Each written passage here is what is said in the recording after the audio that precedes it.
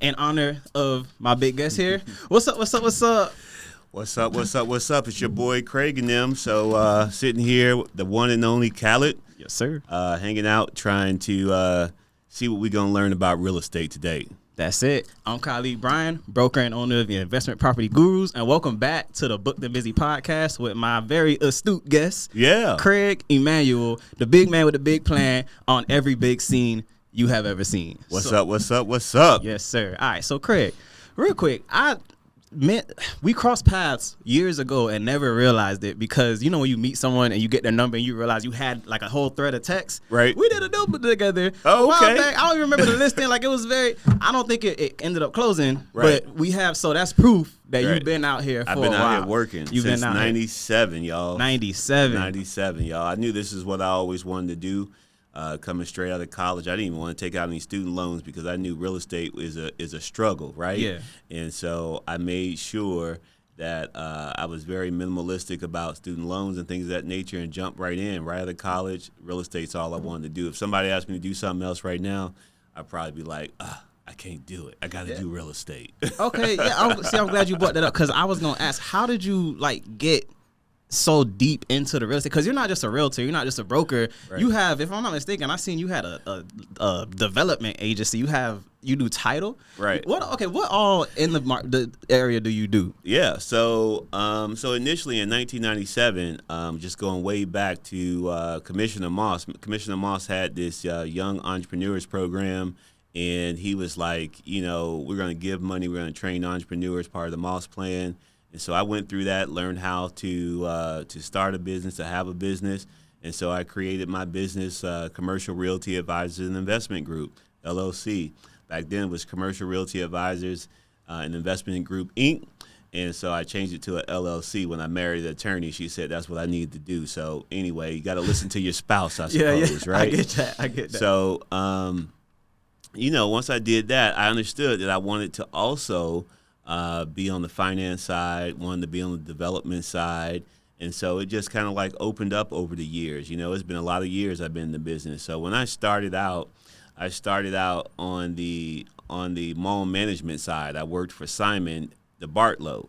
And a lot of people know the DeBartolo name because they own the 49ers. But they were also in the mall business, and they were partners with Simon. And so everybody knows Simon. They know Aventura Mall. Mm-hmm. They know Dayland Mall. Those are all malls owned by Simon. And so I was a part of the mall management team. We did marketing and lease-ups and things of that nature. And so I got my start in commercial real estate. From there, I left and I moved to Atlanta, and I worked with General Growth. General Growth was another real estate investment trust that did malls, and I worked at Cumberland Mall, pretty much doing the same thing, right? Mm-hmm. And so General Growth initially or subsequently got bought out by Brookfield, and so now a lot of their malls are owned by Brookfield. But yeah, absolutely, commercial real estate has been in me, and so when they gave me a license in the state of Florida, they gave me a license to do real estate, whether it be commercial, residential, acreage, industrial, government properties. I'm all about it. CRAIG.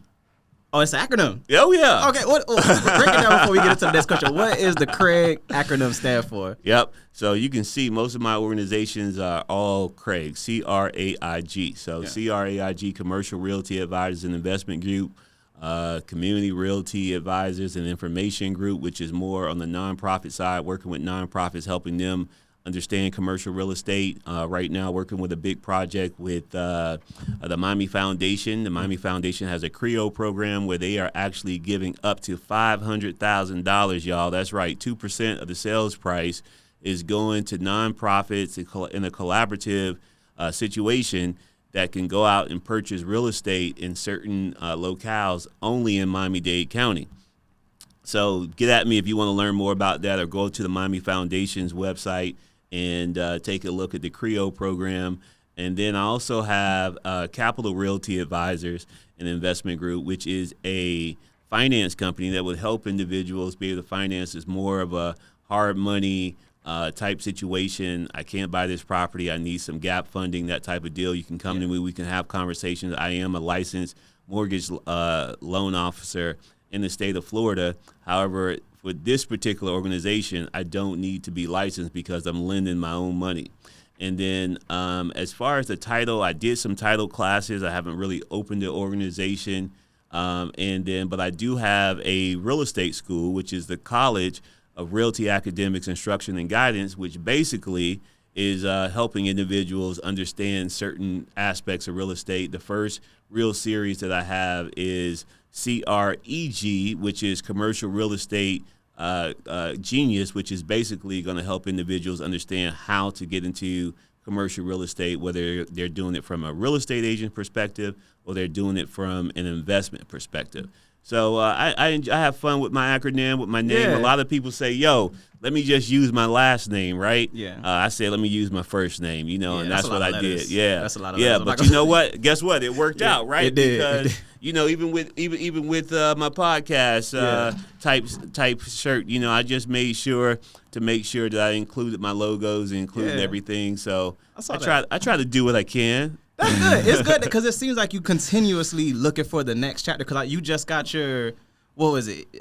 Plan reading certificate. Oh yeah. You got that today. I saw. Well, you know what? I posted today. Yeah. But it's been a while. You guys probably follow me on social media, Craig Emanuel on Instagram or Craig Emanuel on Facebook. But yes, absolutely. What happens there is that I'll post things that I've done in the past, and it'll remind me that I actually did these things because you always have to be invested in yourself. So if you take a close look at that certificate, I think I did that back in 2018. Yeah. But I'm looking to do something with my boy Darren Brown. If you know Darren Brown is a builder, contractor, and he and I have been talking about putting a class together to help individuals understand how to read plans. Because if you are a contractor, you're looking to build, you're looking to buy land and purchase something, then guess what? You got to understand how to read those plans because even if you contract a GC to do the work, you got to know what they're doing. They know what they're doing, but do you know what they're doing? As a developer, as the owner, you got to know what they're doing. So you always have to invest in yourself. And so, I was able to take that class at Gold Coast. I believe they still are offering a class, but just look out on my sites. Darren Brown and myself, and also maybe my boy Anson Stewart will get together and we'll put together a series to help individuals jump into this development business. That's cool. Actually, I met Darren at the last commercial marketplace that you put together. That's right. And he suggested 3 books. I actually ordered 2 of them. Okay. I didn't order the third one because it was $60. I was like, I'm there right now, Spend that money, man. Yeah, it's worth it. So I did get Building Atlanta. It hasn't arrived yet, but when it do, I'm gonna read it, and we definitely got to get Darren on here. Yep, got it down in the car right now. Yeah, I travel with it. I read it in between. Yep, really? In between time, I'll pick it up and read it, just like Darren said. Yeah, that's what I look for, like a book someone refers that other people can relate to. I'm like, okay, that's a must read. Right. All right. So on the topic of they're going out seeking this new knowledge, I kind of learned that too, that you, even though you're just kind of the one scheduling it, you still got to know what's going on. During my property management time, I used to I need this done. Let me find someone that does it. Oh, you do it on Instagram, and then it would just go horribly wrong. Something would go bad. And you kind of feel guilty, like, well, what could I have done? Right. But there's the answer. So in my journey to learn commercial, I've learned how to read surveys. I plan on taking that reading class. So you do so many different things. Is it all kind of related to something else, or are you just looking for the next opportunity and you just go for it? No, it's all real estate related. So, people build empires around conglomerates of basically the same thing inside a general industry, right? Yeah. And so that's basically what I say. I say I know real estate. And so since I know real estate, I'm going to capitalize off of real estate. However, you do have a pretty nice setup here with this podcast. Yeah, so maybe I need to work with you and figure out how we do something like this because this is a nice setup, what you have here. And so, you guys get it, Khaled. Yeah. And you guys want to do your podcast. You guys tired of... listen, I was just looking today, right? And I see my girl, Tamika Moses. What's up, Tamika? Shout out to Tamika. She and I, last year, she invited me on her show with her and Dr. Karen.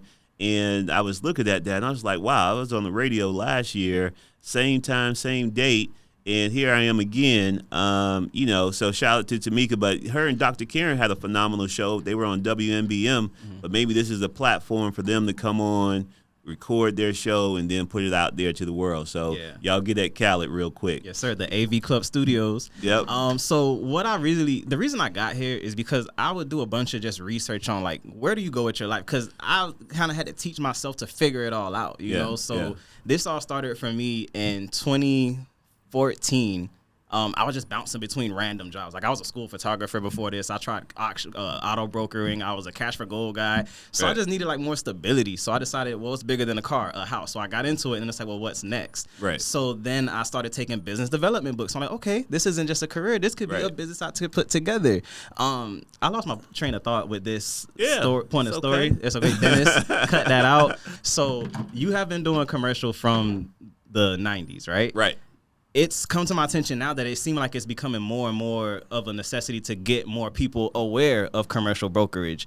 Do you feel like up until this time that we're now kind of reaching like this peak where commercial is really going to take off to the next level? Or well, I think that the issue is that commercial has always been a good old boy network, you know. And I say good old boy, I mean to say that it was old white men, you know, just to be plain and simple. I know you say, listen, don't come on here and get canceled today. I ain't going to do it. I ain't going to get canceled. I'm just going to tell the facts. The facts is that it was very hard to get into commercial real estate because older white men or white males, they dominated the commercial industry, plain and simple. You know, then you had your white females that are able to get into it. And then, you know, minorities like myself were able to kind of like get into it. And so we had to reach for it. As far as diversity is concerned, there's not a whole lot of diversity. We just saw this thing come down with the Supreme Court in colleges, right? And so like, you don't need affirmative action. You know, you're okay. You can figure it out. Yeah, we're talented. Yeah, we have the ability to do anything just as good as any other race or ethnicity out there. But guess what? We don't get the opportunities a lot. So we have to create the opportunities for ourselves. And so I say get out there, create the opportunity. There's a lot of information. You know, when I got started in 1997, we had dial-up internet, right? Yeah. You know, AOL. You know, you had to hear all that before you even got online. It was a minute. So information wasn't as wide and vast as it is now. So anyone can go out there and they can learn about commercial real estate. I think that people also have to be open to learning because, you know, I was having a conversation with someone just the other day and I was talking about the generation before my generation. I'm a Gen Xer. Yeah. About to call myself a millennial. Yeah, so I had to I bite my tongue. My tongue, right? Nothing against millennial. I love you guys, right? But as a Gen Xer, like the generation before us, they didn't really like let us in. They didn't really teach us as I think they could have. And so doing my part as a Gen Xer, I want to make sure I impart as much information I can into millennials or whatever else who's coming down the road. I got a 12 and 14-year-old, and I try to teach them as much as real estate as possible. And I think that we have to be a more giving society. We have to be a more giving type people in order for us to get to where we need to be. We just can't be, as old terms say, crabs in the bucket. We can't keep things to ourselves. We have to be able to expand and create partnerships and create collaborations because that's how you're going to get ahead. I get that. And on the topic of partnerships and collaborations, I realize you're a part of a lot of different organizations. Right. Is there a specific like thought process behind how many organizations you've joined so far, or are you just kind of, if they invite you, you're like, let's do it? So some of them I just kind of like fell into. I think when I first started, probably back in I want to say 15, 16. My wife and I, we had gone out and we had saw this organization called Catalyst Miami, and it's actually the mayor, an organization that the mayor Daniela Levine Cava started. And so they used to have programs to help you with parenting and help you with social activities and things of that nature. And so I got involved with them, and then it just kind of like snowballed to where I ended up on their board. And I enjoyed being on their board. I had never been on a board. It's a nonprofit board of a very successful organization. And I sat on their board, and then other people kind of like saw, and they were like, hey, Craig, you ever think about being on this board and being on that board? And I was like, yeah, let's do it, you know. And it's just so very interesting because even growing up as a kid, I was a part of certain organizations, or I was a part of student government and stuff like that. And so we would learn things like Robert Rules of Order. And I was just like, probably never used Robert Rules of Order in my life, but I, use it more so all the time now. So now I sit on the Miami-Dade County Affordable Housing Advisory Board. I sat on Urban Philanthropies Board, which started the Urban, which is downtown and Overtown. Catalyst Miami, I spoke about that. Now I also sit on the board with the Miami Association of Realtors, their commercial board of governors for that. And so, I look for opportunities that I feel like I can add value. And if I can add value, I'll sit there. If I feel like I can't add any value, then I'm just going to jump off. Okay. And so I've jumped off of boards and said, nah, it's not for me. It's not the right time. Because the people also need to learn that they need to learn how to step away from boards. I was also on the National Association of Real Estate Brokers, which is NARAB. I was on their board for a little bit as well. And so, sometimes you have to jump off of boards and then you just have to push back and let those leaders lead, because that's also a part of leadership. Part of leadership is being able to say, I've imparted. Now I'm going to let them do what they need to do. And if they need to come to me to talk to me about certain subjects, I can do that. But it's because they asked me to, not because I'm trying to be overbearing or anything of that nature. And so you just have to learn at what stage you are with different organizations. Okay, so from 97 to now, right? All you've done, multiple companies, multiple deals, plus all these organizations. Have you ever had a moment where you just kind of felt stuck, like I'm doing way too much, I'm overwhelmed? How did you deal with that? No, man, listen, real estate just has its ups and downs. So I don't think I ever did that. I think naturally I just had opportunities for breaks. I'll be honest, I try to be as transparent as possible. In 2009, the market was terrible. And so I took a step away from just owning my own company, and I worked for Bayview Financial, which is downtown in Coral Gables. And so I did commercial real estate asset management. They had a bunch of real estate assets that they were trying to dispose of across the country, because, of course, the market was in the tank and everybody was defaulting here left and right. And so I was an asset manager for, I think, like 13 different states: New York, California, Alabama. I could go on, Colorado. And so I created relationships with a bunch of real estate agents in those areas to help me dispose of those assets. But it also taught me how to deal with commercial assets that were distressed as well. So I understand from the owner's side how to deal with those assets that are distressed, because I represented the bank, which was Bayview Financial at the time. And then even working with the agents, that I was saying, hey, I need you to get rid of these assets. I need you to do this. I need you to do that. Like, I had never heard of weatherization, because here in Florida, we don't know what weatherization is, right? Yeah. But when it gets cold in New York and it gets cold in some of these places, you got to take the water out those pipes or they're going to burst. It's like nobody ever thinks to take the water out the pipes here in Miami or to drain a pipe, because we don't have those freezing issues. Right. And so, I learned a lot about real estate in that respect. So to answer your question, I don't think I've been at the point where I've been overwhelmed, because the market ebbs and flows. And because it ebbs and flows, you take those times to learn and to do things that need to be done. So, like, a lot of people are kind of like sitting on the sideline. I think they said this year alone, 30 to 60,000 agents just gave up on the business. They wiped their hands of the business. Well, I mean, listen, if you don't got a lot of business going on, yes, you got to pay your bills, you got to figure it out. But this is also a good time to sharpen the knife, right? You sharpen your knife while things are slow, and then when things are ready to go, your knife is sharp, and you can just hack away until it slows down again. And so you have to be able to utilize your time management doing that.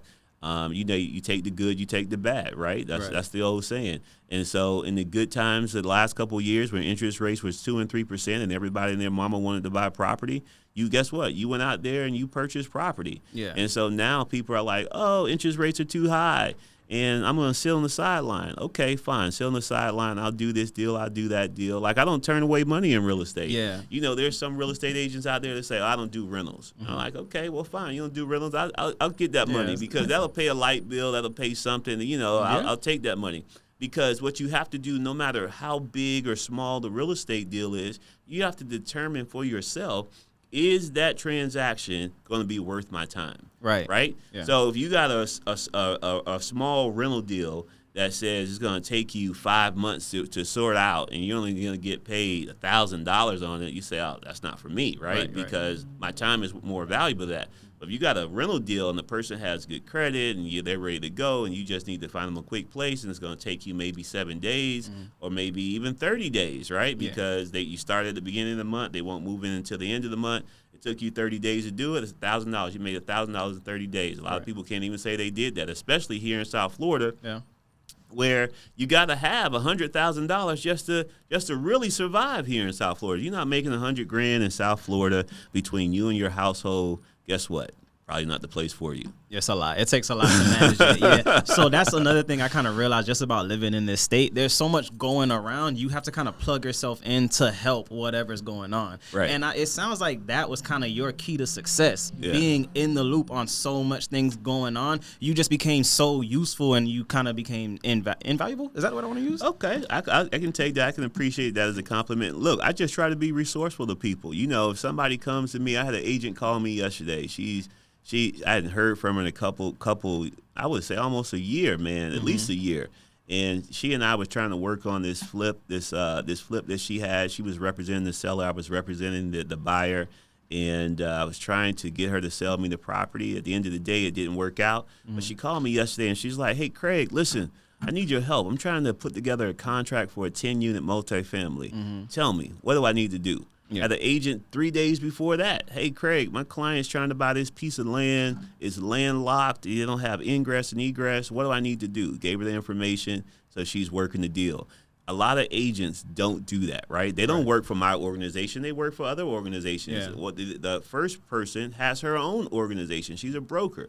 And so, you know, she gave me a call. She's like, you know, I do commercial real estate, but I've never done this. So what do I need to do? And then so I walked her through it, and I think that she'll be successful because she knows what she's doing. And the other agent works for another organization, the one with the land.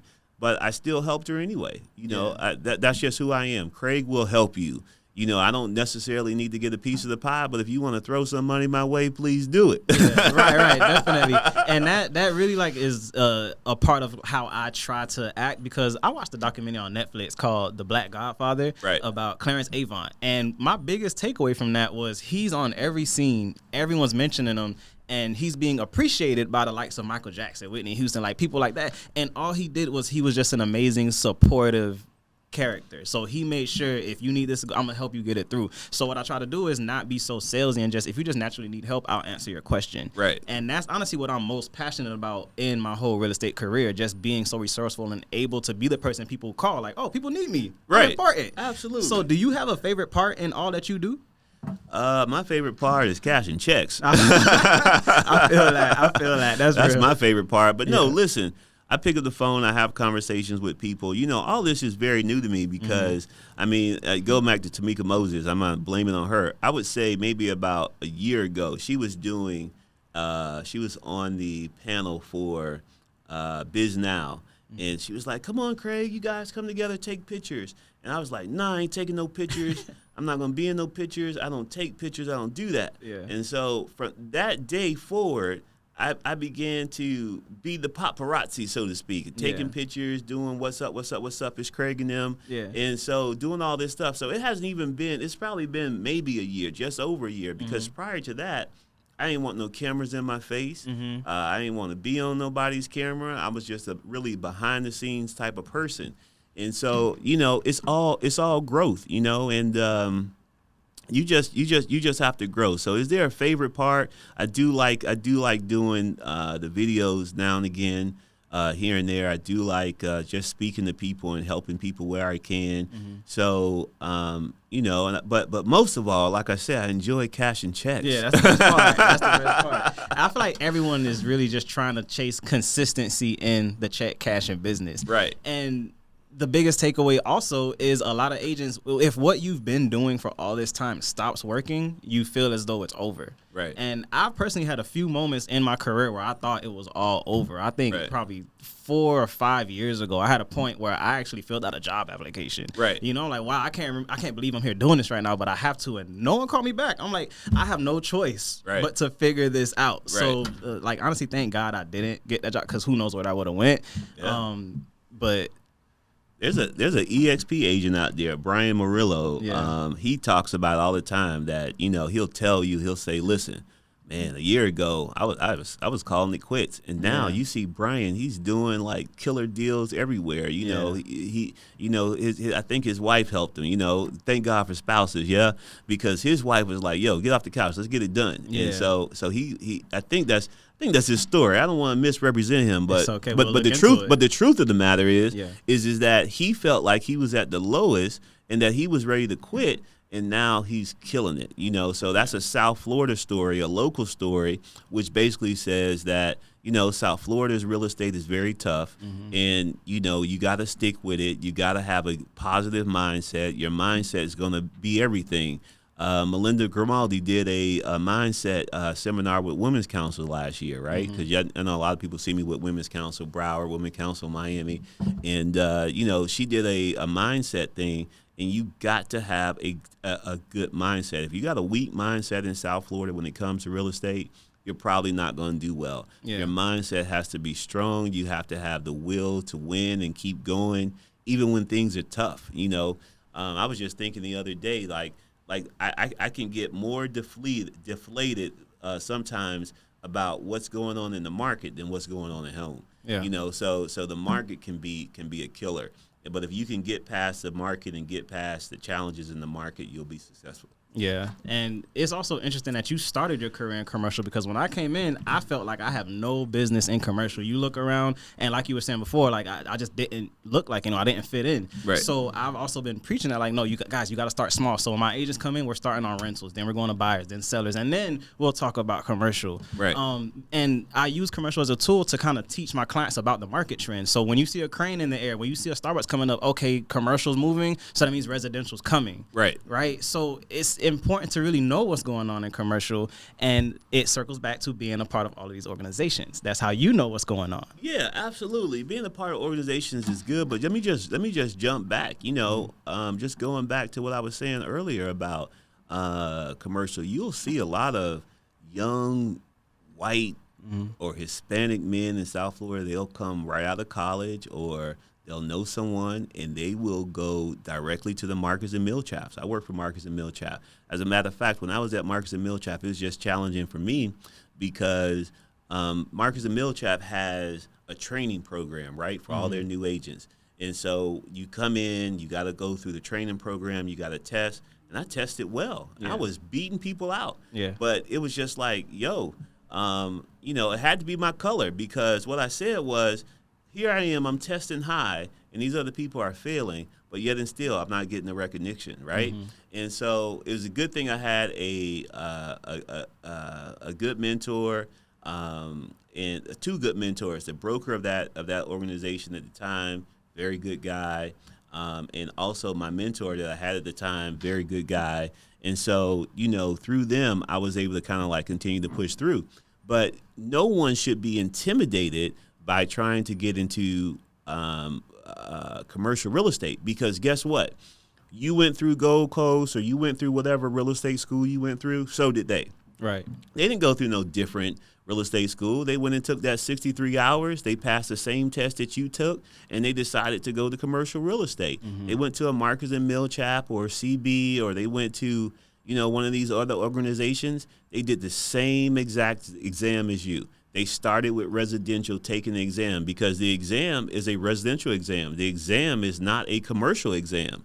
Right? It's a residential exam. You're understanding terms. You're doing examples based off of residential transactions. There are no commercial transactions really in a pre-licensing course for an agent. Now, when you get to a broker, they kind of like do investment type stuff. They teach you investment type stuff, so it's a little bit different when you're studying for your broker's license, because you get more so investment stuff that kind of like you can say, okay, that's a commercial transaction. So I learned how to do the stack, which is PGI minus and getting all the way down to NOI and then cap rates and things of that nature. But guess what? It's residential in the beginning. So if you are wanting to get into commercial, go do it. Go after the information. There is nothing that can stop you from doing that. Yeah. Go learn the information. Find you a good mentor, someone that's going to impart it to you, and then just get at it. get at it all day.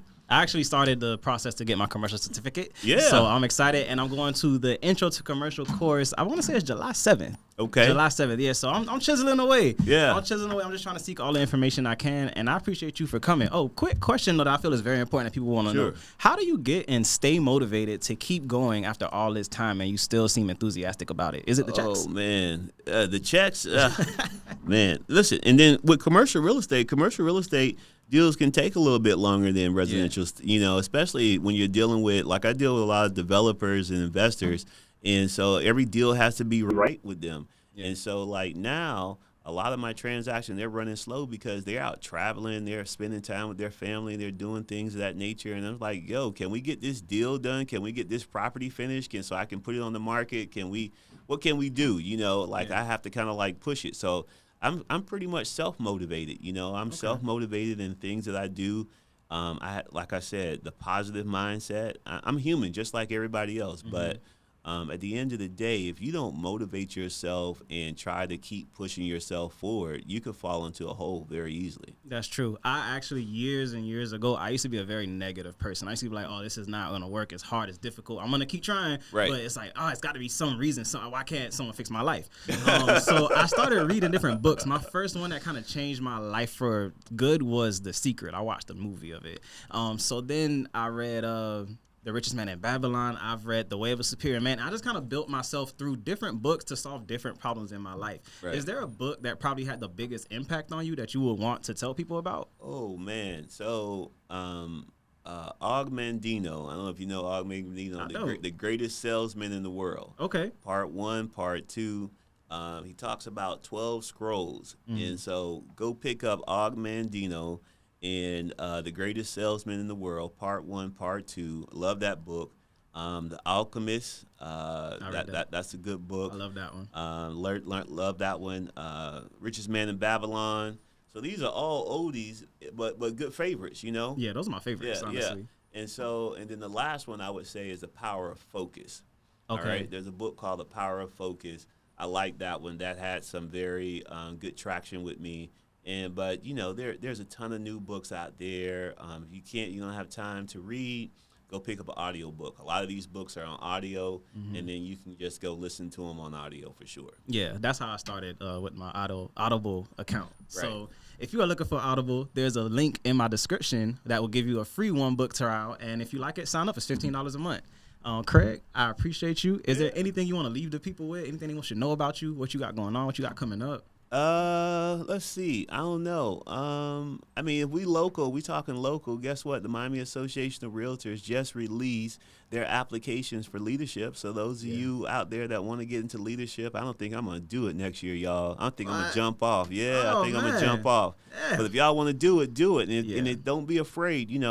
Some people said, I want to do the commercial board. Do it. Yeah. Apply for it. Yeah. Push for it. Why not? The worst thing it can tell you is no, and you're right back in the same position you were right now. You know what I'm saying? True. And that's really what people have to understand. What else got going on? On that note, I'll say something while you think. Yeah. I decided last year to sign up to join the Miami Association. I joined through YPN. I'm a governor. Right. And that's where I met Craig in person. Because other than that, it was just that text through that deal. Yeah. And I genuinely appreciate you because when I got there, I didn't know anybody. And you allowed me to sit next to you for lunch. Twice. You introduced me to mayors. I'm like, this is great. Craig, know everybody. Yeah. And that's why you should be famous, though, how much you do and move around this real estate industry and how much you know, and just that you can educate people on all these programs that even people that focus on residential aren't knowing about. So I just want to commend you on that. Thanks, doing a great job man. and staying true to the plan. Yeah, I just try to help people. But no, I guess I really don't have anything else. Real estate, more real estate people. It's your boy Craig and them. Peace. I'm gonna close on that. There's no better close.